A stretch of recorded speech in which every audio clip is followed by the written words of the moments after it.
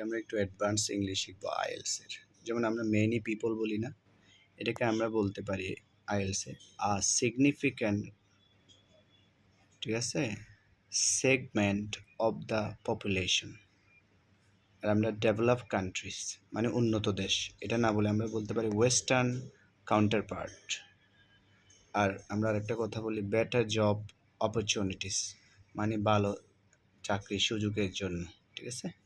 এখন আমরা এটাকে এইভাবে না বলে আমরা বলতে পারি লুক্রেটিভ ক্যারিয়ার প্রসপেক্ট।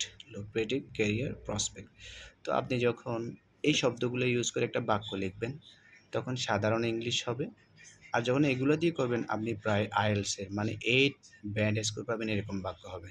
তাহলে চলেন একটা বাক্য আমরা লিখে দেখাই।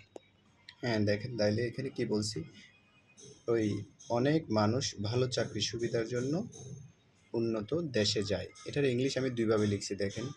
Many people go develop countries for better job opportunities. আরেকটা কীভাবে লিখছি দেখেন, a significant segment of the population are interested to go western countries counterparts, ঠিক আছে।